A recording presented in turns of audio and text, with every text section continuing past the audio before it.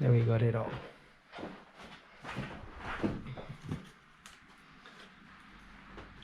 3, 2, 1.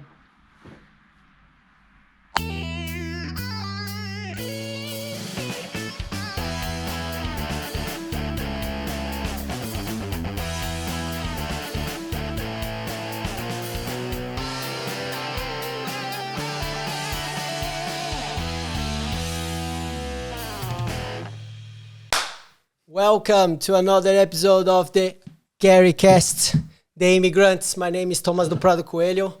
I'm your host, direct from Norway, talking today with Pawel. Pawel, thank you so much for your presence. If it's your first time here in this podcast, this project is about immigrants living here in Norway, sharing their experience and how is to be living in a different country. So I usually interview one person who comes from a different place. I have already Africans, people from Oceania, Europe, not yet South America. We have another European. He's currently from Poland, and we're gonna know him much better now. But this is what the podcast is about. So to bring immigrants, outlanders here in Norway to share their experience, what they think about the Norwegian lifestyle, the cost of life, the parties, and so on. How is life here in Norway? I think it's very interesting. I bring Pawel this time. One curious topic about the Polish people in Norway. They are the biggest colony of immigrants in Norway. So the number one in the immigration country is Poland, so there is more Polish people here in Norway than other immigrants. They are everywhere. I play football with a lot of them. Pawel is not a football player, I guess, no? No. But we have the experience to work together. He's a brilliant chef. He's working currently in a cafe Kurt calls. It's a nice cafe inside of the library and a big building, big culture building here in Molde, which has the theater inside and a lot of shows and a lot of things going on during the day, during the afternoon, during the night. Welcome again, Pawel. Thank you for your presence, and yeah, don't be shy. If anything I ask you don't want to ask, just let me know. Say let's skip that subject. I don't want to talk about it or things like that. And we're gonna keep going. So, what's your full name, first of all, and how old are you? My name is Pawel Kowalski. I'm from Poland and I'm 29 years old. Lovely. And you've been living in Norway for quite a while, right? 13 years. 13 years. I moved to Norway when I was 16. Okay, so you came like a teenager here to Norway. Yes. And how was that experience? And why was the first reason you came? Like your parents were here working, or? First was like my father came to Norway to work, and then after some time my mother and my sister came to Norway. Okay. And year later I came to Norway. Okay. So, and after me my brother came to Norway. Okay. So it was like this, yes. Yeah, it was a family, one pulling the other one, and yes. everything was working out. So like, that's a kind of not like everybody jump at one time. Yeah. It was like first my father checked how is it, and slowly kind of making good. the terrain kind of. Yes. That's good. Are you guys all living? Everyone lives in Molde still, or not? Actually, now it's everybody lives in Molde, but my brother moved back to Poland. He went back to Poland. Yeah. Did he bought a house there and move back, or he just kind of got tired? Or He just got tired, and okay, it was difficult for him to learn language. So okay, that's then interesting. He he didn't get the Norwegian. Your Norwegian is pretty good, huh? It's not pretty good, but I can speak Norwegian. yeah. No, it sounds pretty good. At least comparing to my one, I'm around 5 years here. Your Norwegian is much better. It's funny because when we met, I was sure you were a Norwegian, and for a while I think you were Norwegian, but then when I found out he's not Norwegian, I was like, a lot of people think I'm Norwegian or Swedish. Yeah, and you look like them, kind Polish. of blonde, and yeah, that's cool. So when your father decided to come, is it that a big thing in Poland? Like people talk about a lot there about work conditions here It was, and like work. He came to work here. okay, So he found one job in Poland, yeah, and they told him, if you want to work with us, just you have 2 weeks to go to Norway. okay, And he was like, all right. let's have a go, and then Yeah, he just packed and is it the salary much higher as everyone say? yeah, it's comparing much, to much yeah. higher. Yeah, it's much higher. Like Yeah. I don't know, 100% higher than Poland. Yeah, I met some Polish and they used to say like, they come, at least most of my friends here, they come for a few years and while they are working here, what they do, they start to build their house in Poland. Exactly. And then when the house is done there, it's paid off and everything is ready, they just move back and it's kind of, so they do like this housing Yeah. trip away. When is everything done, they go back and... yes, but the work in Poland still is not... Still not great, so it's kind great. of, yeah. It's like, yeah, of course, if you build the house, so it's easier, but I think still the life in Poland is not so easy. So yeah. easy, yeah. And then good to go to vacation. yeah. And then probably, we're going to talk about that as well, how often you go back and stuff. But it's also, I think, maybe people get used to with the lifestyle here, you know, and then it's kind of, because you have this kind of, let's say, the high amount of income coming every month, so you can buy maybe new stuff every month and you can have maybe a better like car. You kind of get spoiled by... You can live without the stress here. In Poland, you're all the time stressing. Yeah, it's... How to make money, how to, have money, yeah. So Yeah. all the time you're thinking. Yeah. Here, you don't need. You just find the work and... Yeah, that's you know. it. It's one big less thing to think about it. You have all the stress of life as every place, let's say. Yes, but the money is not a big rock in the shoes, huh? The stress is not about the money, so yeah, it's the different kind of nice. stress. So you told me you came with 16 years old, so that you were like in Vidregona, so it's like high school time. Yes. You started high school here? I started in Poland first. Okay. And then I didn't finish because when I came to Norway, I came only for like winter feria. Okay. So then my mom said like, yeah, you don't have ticket to go back to Poland. So I was like, all right. I will just stay and then I stay here. Okay. But did you wanted to do the Vidregona here or you didn't do it? First I needed to go like on Norwegian kurs. Okay, like Yes. voksenopplæring, this Voksenopplæring, yeah. adult school. Yes, and then I was going there around, I don't know, 1.5 years. Okay. And after this I could go to Vidregona. To Vidregona. Yeah, And you did, or you were like kind of... I did it. Okay. So I was going to school in Norway like 2 years.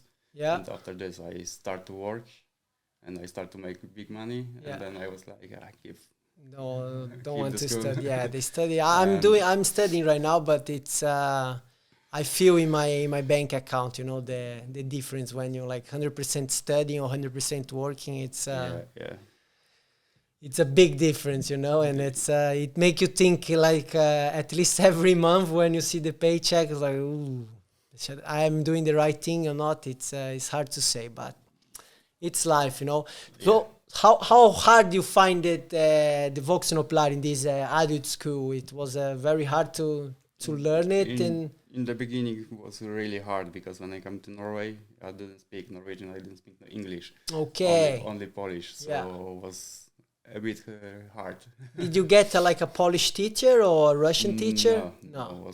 Everyone was Norwegian. Okay. So because actually now I did the voksenopplæring in this adult school, and it's now they have a lot of Polish and Russian teachers, and they're quite good. Now, but when I was going there, was one Russian teacher, but it wasn't my teacher, so... Okay, you didn't get the luck. I went to another group. It's hard because when you have questions, you cannot formulate the question properly, so it's you don't get the answer you needed. So it was like double hard for me. It's a hard development, yeah. I didn't have that because my English was quite okay. I was coming from Australia when I moved to Norway, so my English I was very...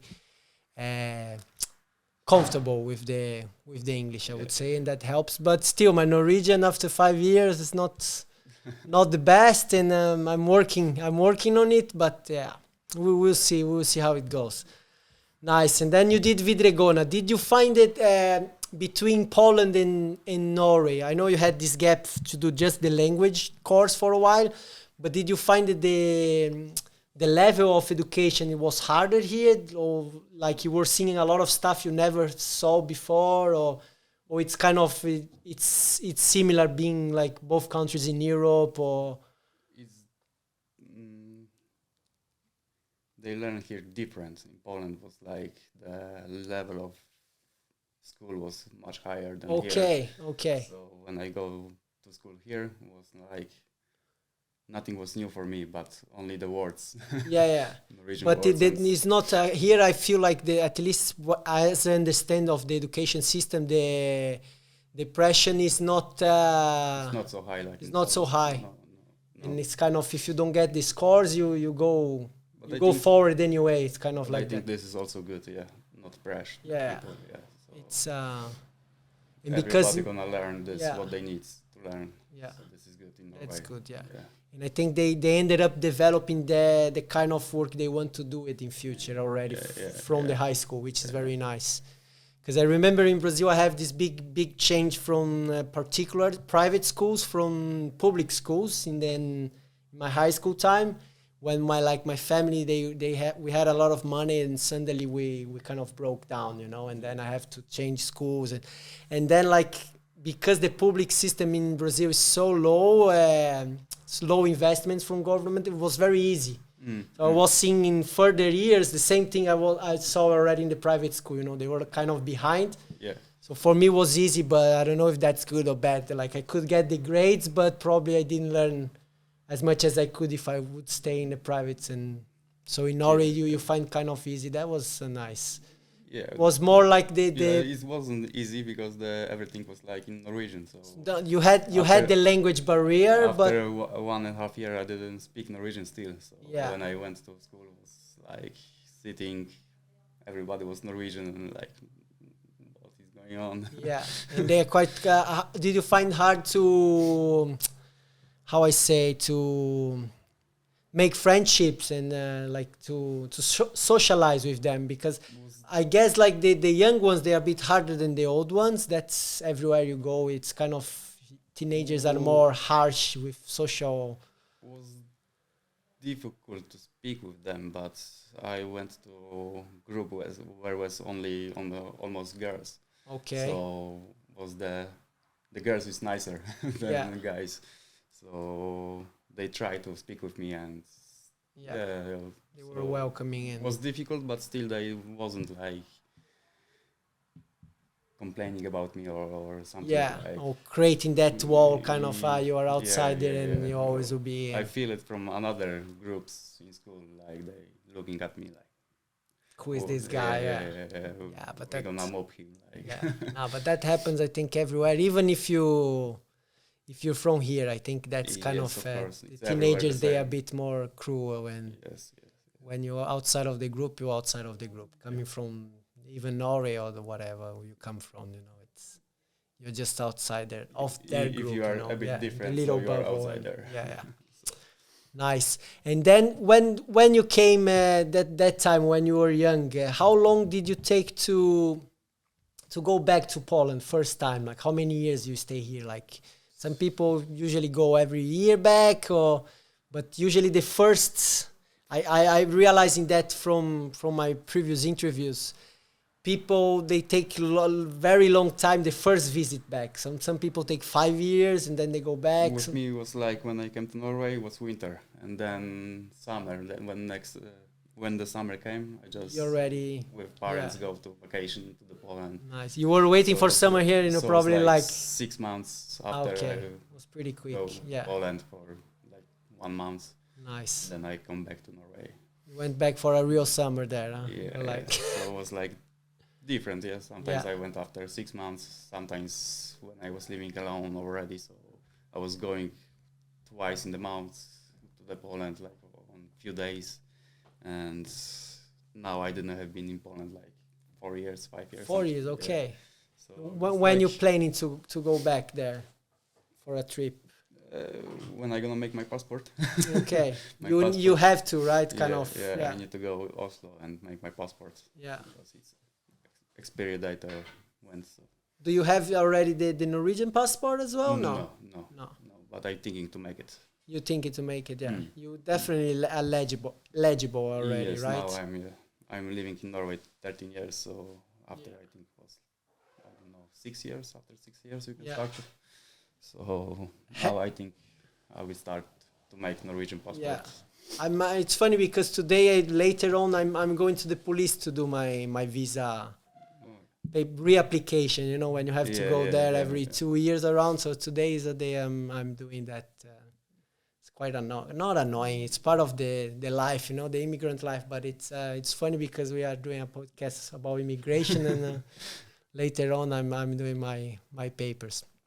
One more question about this moving. Have you done, because I know for all the immigrants in this paperwork, nice we start to approach that subject. We have to do certain tests, you know, and this samfunnsfag test is like a cultural. Some of the words I'm using here in the podcast are Norwegian because we are in Norway, but I translate to you guys, and that's like a cultural test. So it's basically Norway requires every immigrant to get the permanent residency and the Statsborg, the citizenship. Later on, you have to do this cultural test, and it shows you understand about some general rules and a little bit of the history of Norway, like when they were founding and the wars when that happened. And you need to know about you need to know something about the Norway. Yeah, and have you done this test? I did when I go to school. Before I go to school, I needed to make it. Okay. But I think this is the different one, so it was not like the high level. Yeah. It was like the standard things. So you done just when you arrived, like, was like in the first year you have done after 1.5 years. Okay, because I'm done my one in December, so that was like after 4 years here I have done this test. And the language test, have you done the norsk prov, the Norwegian? Yes, I made it, but which level I don't remember. You don't remember, and that was as well 1 year and something. After 1 year, everything I needed to do to go to school. To start the high school. That was So it was like a requirement documentation you have to apply. Yeah. And that makes sense because then you prove you can. I know people didn't do it. Okay. So just when they came to Norway, just go straight to the school. To the school. But when I came, the rules changed. Yeah, it's always changed every year.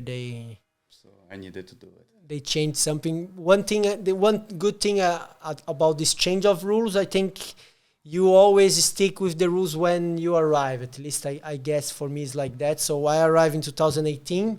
So when I arrived, the rules was like a certain amount of hours you have to do the course. That's for me still those rules, and every year they kind of building up more, and like I have to do more hours. You have to do more tests.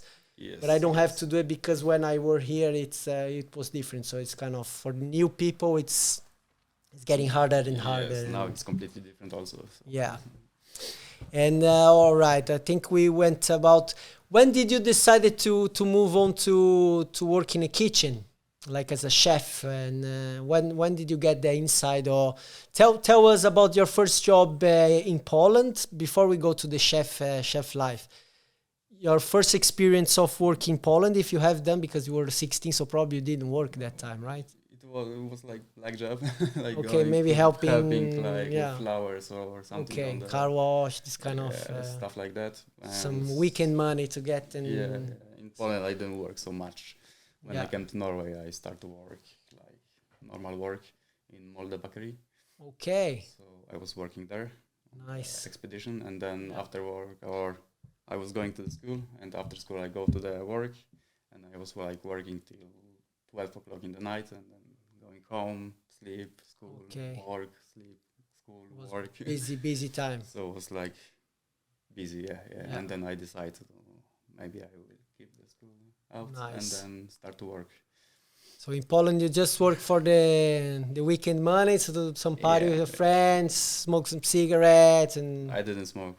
drink some vodka and have fun. I was 16, so Okay, that's my true. first shot with vodka was when I was 18. Okay. So In Poland, they respect the rules. In Brazil, we are. No, they are not. But you did. At least you did. Yeah.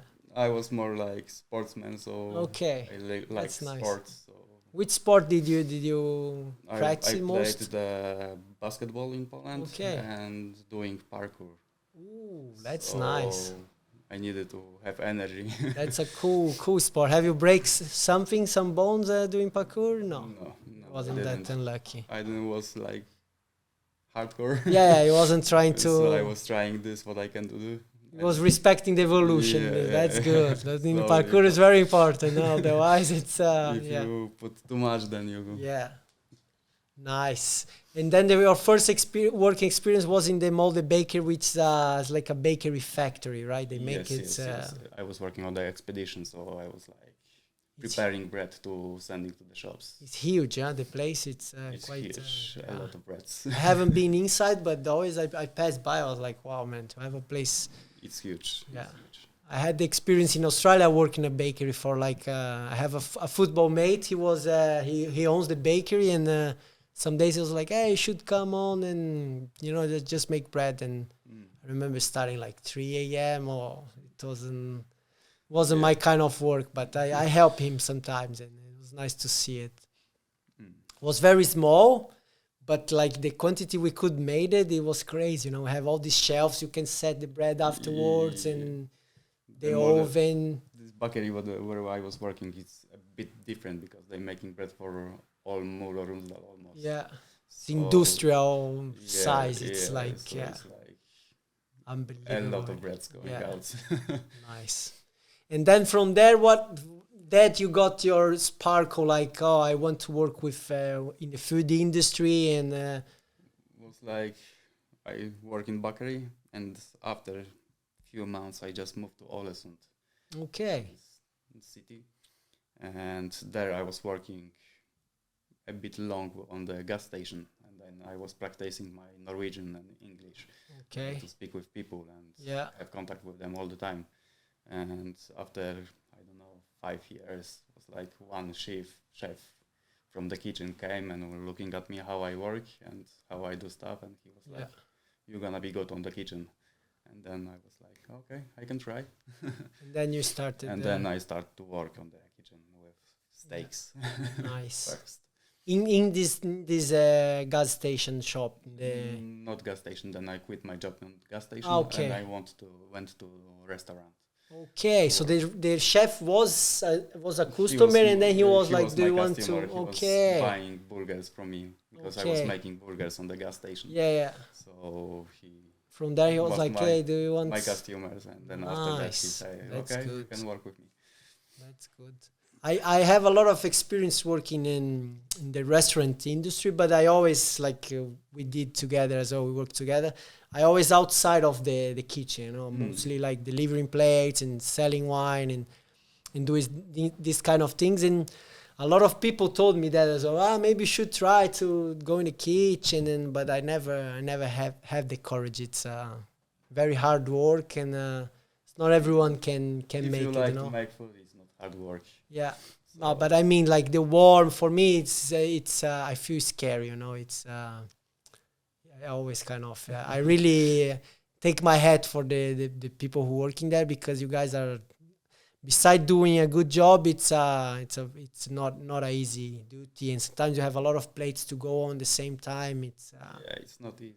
Yeah. It's if you have good team and everybody have fun, so everything goes well. Yeah, it's more complex than it looks. That's I'm trying to. To say it's some people, they see the guy's just doing that or warming up the food. It's much more than that. The timing and everything, like different ingredients, you have to cook in different temperatures. No, it's it's not easy, but it's hard. It's not the hardest work. And now you're working in this cafe / restaurant in the main theater, and bibliothèque. It's a very nice place. Do you like your work right now? Yeah. Happy It's really with good. yeah. So I don't know if you saw the Zibidis, our head chef, our boss. He did I think it was the second podcast I recorded with him. saw it. Yeah. Not all, but I saw it. Yeah, it was quite long, but it was a nice one. He opened his house, so we did in his veranda, and Yeah, he have nice view. yeah, you've been there. It's Yeah, amazing. yeah, huh? yeah, It's it's incredible, amazing. nice. Yeah. So In the evening on the summer. yeah, Beautiful thing. the good place. Always a good wine and good food with him. It's yeah. it's a good call. Nice. Okay, so we already talked about your previous life in Poland. How often you travel back to Poland? Working experience. What about relationships? Have you ever dated a Norwegian woman? No, Never. never. Do you think are they like let's say hard work, or are you attracted by them? Like, do you think are they because for me I'm married with a Norwegian woman, and for me they are extremely beautiful humans, the guys as well, but it's you always have this cultural gap, between it's like beautiful women, but if you don't speak well in Norwegian or English, so it's difficult to have one good relationship. Yeah. You don't understand each other. To build up. Yeah, and the culture here and in Poland was a bit different. So as well. Yeah. So yeah, for me, I'm with one Polish girl now. So yeah, your current girlfriend is Polish, right? Yeah, and we understand each other. Every word we saying, our jokes and everything. So you guys just speak Polish at home? Sometimes we speak Norwegian. Okay. My girlfriend is learning Norwegian. She's learning. So She's a new here in. She's living in Norway like 3 years. 3 years, okay. Now, yeah. Quite new, yeah. She was living before also a bit, but then she moved back to Poland and study in Poland. Okay. And after came back to Norway, and then we meet each other. To Molde. She worked with us. She's still working there, right? Yes. Yeah, she's a very nice girl. I'm happy you guys are together. And so it's good you guys are speaking Norwegian, so you help her out to develop that. And yeah, it's easier to her to learn. Not everything, because sometimes the words she is telling me, it's difficult to me to understand. Yeah. So it's like she's starting to speak better than me. No, yeah, and she's she's a wise with language, right? She studies like kind of pedagogy, right? She's a kind of the teacher, right? Yes, so she was also studying the Slovakia language. Yeah. So already she know languages, how to learn the languages. Yeah. So it's this kind of part of the brain, if you when you learn in a few different languages, like she knows English and Slovakian and the Polish, of course, to get the fourth, the fifth is kind of your brain already have the way to do it. So it's know how to go. Yeah. Which way to go. And I remember when I did the English in Australia, which was my second language I was learning, it was very hard, but then the third, the fourth, and if one day I want to learn the fifth one, it will be like easier. I guess it will come very, very easier. So no Norwegian woman, but it's, I recommend if one day you will be single again, I will have a go. They are nice people, and I know they are nice people. Yeah, lovely woman. And what's more we can talk about it here. The paperwork when you came, because you are European, so you can stay like for 6 months or even longer, right? Trying to get a job, like as a tourist, you can stay quite long here. Is that correct? Or I'm not sure about that, but with me was like when I came to Norway. So with one time we starting to make papers, like to live in Norway. Straight away. So you came in like. Yes, and after a few months I get the papers from police, like from you the can stay here, and and it was easier for me because my father already had this paper, and it's like family connections. So it's a different way. Family immigration is kind of so you hanging his name and he's hanging his contract. It's kind of. Yeah. But now it's like after a few months you must have these papers. Without this paper you cannot work. Now you cannot even open a bank account or telephone. Yes. So I got the nothing. novel, man. I got the novel in my life. It was so frustrating. Yeah. The first year I couldn't work, and yeah, it's hard. You want to open stuff, you have to go with your wife or a parent and say, oh, you feel like a child again, you know, because you need to open a bank account, you have to take your wife or a family member and say, I trust this guy, you know. He's a Brazilian, but he's not. He's Polish, but he's a nice one. We cannot. No police. No, he wasn't in jail. He wasn't. It's funny. This for my work, I have to do this police statement, and it's. With me, it was like they was checking because police in Norway and police in Poland, they have connections, so they was checking our family if it was like criminal or not. Yeah, if have some previous. So we needed to wait for these papers from police. So I guess they check everything. So they check everything, and then it's like, all right, you can stay here. Yeah. So I think the whole European system it's pretty integrated, you know, and that's quite nice. But the Brazil, it's not so, and I don't think we expel much trust. You know, people don't believe us. Maybe in a football team they would, but in the other things they will be a bit skeptics. They will be a bit with foot behind it, and but that's life. And when you live in here like for so long, what's the most thing you miss from Poland? Like can be a food, that can be a person. There can be maybe a kind of party, like a sauna party. I don't know. I haven't been in Poland, so I don't know much about the cultural. I didn't party in Poland.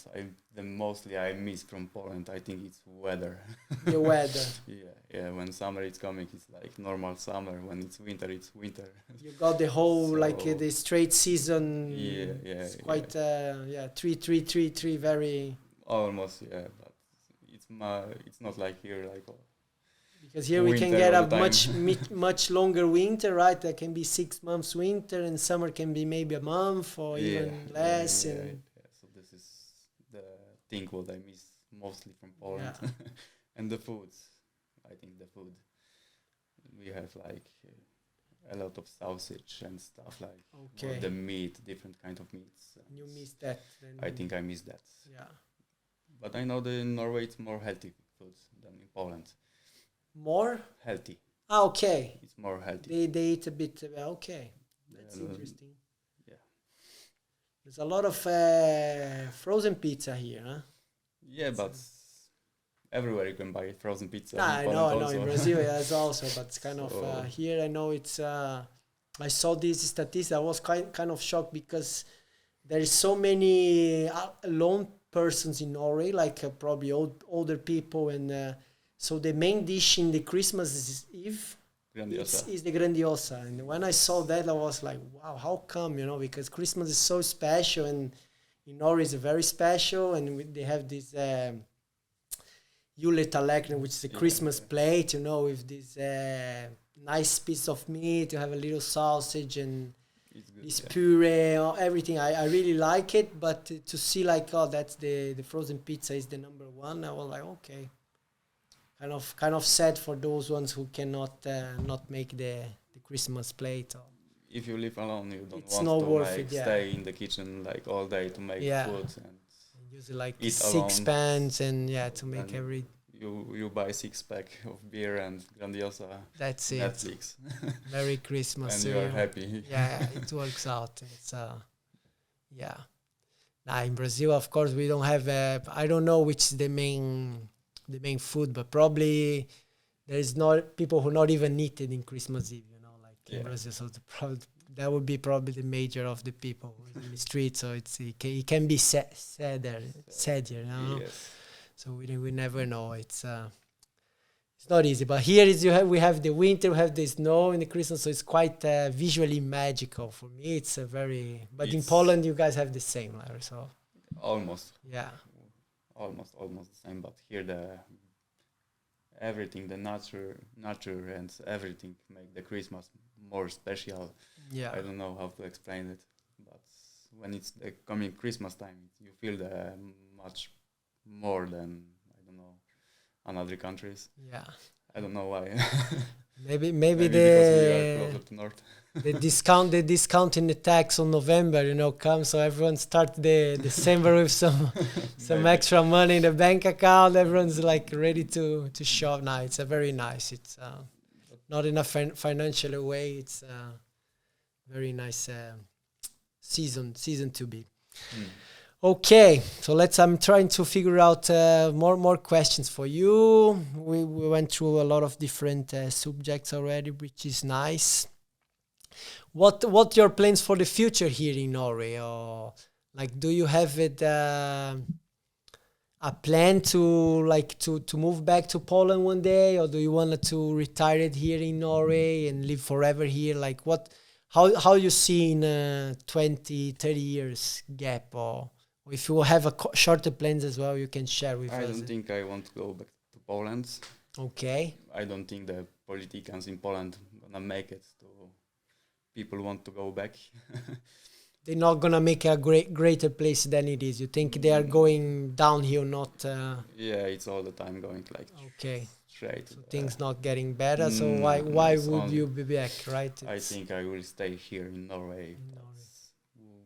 What life gonna show me? We're gonna see. You're gonna live day by day and enjoy Yeah, but the plan is buy house or build a house with the nature and live That's nice. Molde is a place you see yourself living for longer, or do you want it maybe to experience something more extreme up north, or something more beachy down south, Molde, I think it's a good place, but Molde is a good place to live, around the Molde, the small villages or something like that. It's not so far from the city and it's not so close to the people. I don't know. Yeah. I'm a bit outsider. I like to spend my time with nature, not with the cars or with the big cities, stuff like that. And here we kind of have a very good infrastructure, and we are in the nature. It's like a big, good infrastructure inside of the nature, basically. Yeah. So then in Molde, it's really nice nature. Yeah. If you're gonna buy a house in a nice place, you can see these mountains and stuff like that, on Zbidis terrace. Yeah. It's amazing view, and you have family. What more you need? We are just between the mountain and the ocean, and it's the whole city is built up in this elevation in the mountain. It is a very, very unique place, and the infrastructure they are building more and more. It's very nice. The Molde Kommune, it's gonna be bigger and bigger. Yeah, they're doing very already good stuff. Bigger than 10 years ago. Yeah. I did a video have you tried the sauna they built up? This Nausta? The sauna in the ocean? Not yet. You should try it. I saw that, but I did a video in the YouTube channel about it. I took the camera and recorded a little bit swimming, and this thermal shock is amazing, and you have the view, Yeah. Because you are really in the central area, but everything is closed, so no one can see you in there. Yes. Just when you go swim, of course. But then when you look in the islands and the mountains. It's such a nice, yeah. And then we have here the Imbigeri Lab. Also, I didn't say any words of appreciation, but it's it's a community, like a office, a WeWork place. So they bring a lot of the companies and projects here in town to develop ideas and to be better versions of themselves or itself. And it's a Molde Kommune place, So I would like to say a very big thank you, and I cannot express how I appreciate the opportunity to be here, to be running this podcast, bring friends, bring immigrants just like me to share their experience, to share their life and what things they think, and it's a very nice. So thank you again. Imbigeri Labinon, thank you for your presence. One more thing, what is your favorite thing here in Norway? What's if it's when you go to Poland and you're like, fuck, this thing in Norway, it's so much better. Or of course, when you're in Poland, you enjoy the food, as you say, and everything is more cheap if you want to drink or if you want to do. I guess everything, maybe chocolates will be cheaper. When you're working here and spending there, I guess it's quite cheaper. It's cheaper. Yeah, it's cheaper. But because when I do that in Brazil, I feel that difference, and it's so nice to feel like kind of rich, or it's easier to consume. You feel like, oh, let's go out, let's eat in a restaurant, let's do this.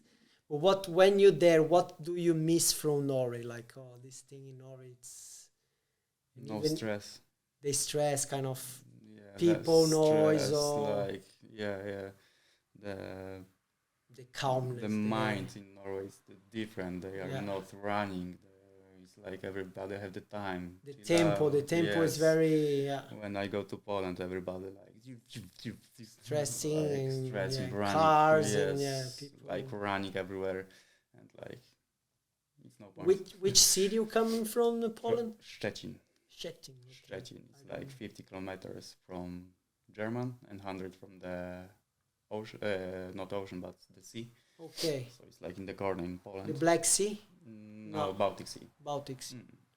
So And it's a big city. How many inhabitants, more or less? Kind of. It's around 500,000. 500. It's quite big. Yeah. It's 20 times small the population. Yeah. Before, when I was living in Poland, I was thinking like, it's small city. When I started to live in Molde, and then I went to Poland like on vacation to the Szczecin.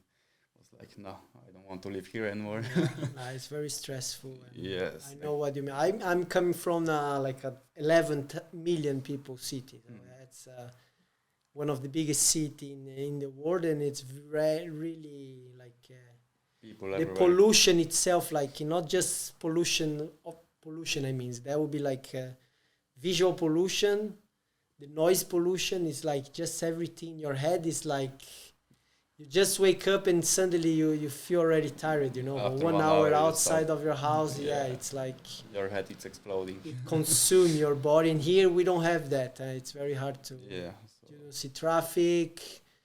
The visual pollution is very, very small, and we have all the natures correlating. So it's quite. So that's it's a nice topic you approach, to be the calmness of Norway. If you have too much noises in Molde city, so you go to the mountain, you have close mountains, so you go on the walk to the mountain on Varden or somewhere in these places, around, so you can chill out.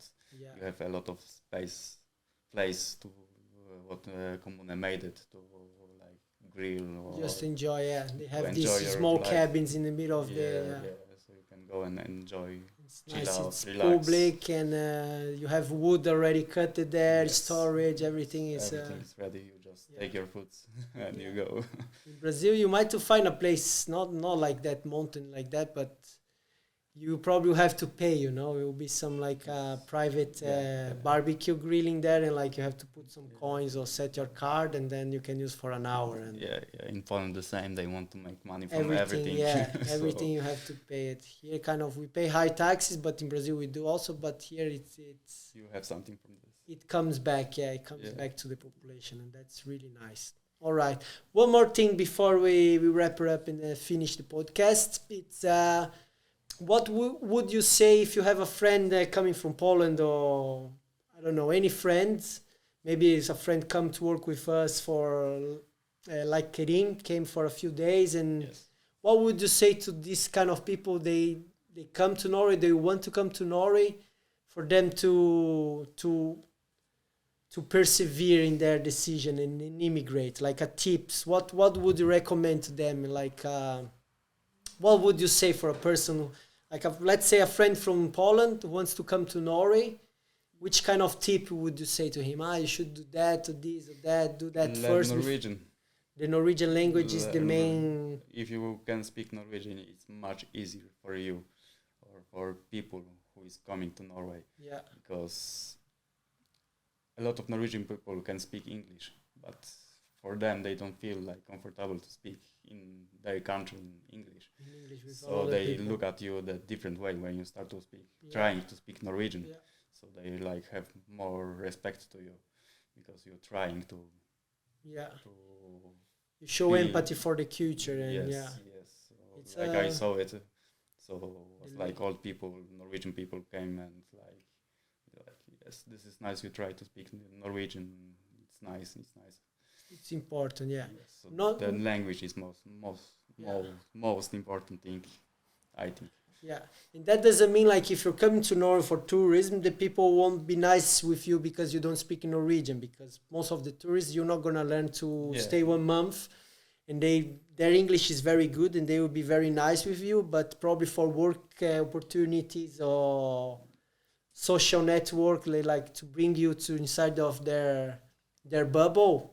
If you don't speak Norwegian, that's gonna make it much harder. So it's a very It's much. very I think, intelligent tip, I could say. I agree with you. I think Norwegian will be the first, and probably paperwork. I think it's nice if you can if you learn, organize or at least check it out the paperwork you need and kind of have these things done in a common language like in English. If you like in my case, I have to translate all my paperwork from Portuguese to English, the university papers and this kind of thing. So if I knew that in Australia, probably would be done there. That would be cheaper than I did here. You know, here I have done myself, but I probably pay more. So if you do in Poland or in Brazil to translate the official translation documentation will be cheaper. So that probably can be a good tip. I think that's it. Do you want to say something? Do you think I missed some subjects about since you came? Come something in your mind like you think we would talk about it and we didn't, or I don't think so. no? Are you happy with the podcast? Did you feel good? Yeah, it was a nice experience. It's a nice experience. I'm happy you came. It was I'm inviting a lot of different people, and some people they don't want to come. They really like maybe they find they're not interesting, but I think it's very important to come because you can share your point of view. And as I say, you're the first Polish coming, so it's very nice to have people from different places. I might invite another Polish man, maybe Olga, your girlfriend. I probably invite her to see if she wants to come as well and share her experience. Maybe we can do one together with 3, or maybe I can invite my wife so we can do like a couple podcast, something like that, and talk about the challenging of challenging things. But it was very nice. I'm satisfied with our conversation. Me too. Thank you to open up. Thank you. Your life experience and your point of views. It's very nice. Polish people are very nice. They are big group here in Norway. I play a lot of football with a lot of Polish. If you want one day, just let me know. We will be welcome. They are tough playing. They are hard. I don't like so much football. Sorry. Yeah, no, they are hard legs. You know, they beat you up. The Polish style. It's quite. They say a lot of curve as well, which is I know what's mean, but I'm not translate that word because actually mean everything. It's that kind of hard word, and it can be very good and it can be very bad, and it depends on the context. But in a football, I'm pretty sure when they say it's not for a good reason, but but that's it. Probably not. If you guys are with us until now, thank you very much for your presence. We have Pawel here, a brilliant chef from Poland, sharing that life experience and talking a little bit about how it is to be an immigrant here in Norway. I would like to ask you to leave a comment if I miss some subject, some topic to ask the immigrants. Please leave your recommendation, what I should ask or the topic I have to approach the next podcast. I'm already inviting some new people, and I'm pretty sure I'll have some amazing guests for the next time. I would like to thank you again, the Imbigeri Lab, Perilne. Thank you very much. Lovely Norwegian lady here, hard worker, opening the place for us and being very welcome. It's amazing. Happy. Thank you very much for you guys. See you in a month, probably the next podcast coming next month of March. And thank you for your presence. Nice. Finito.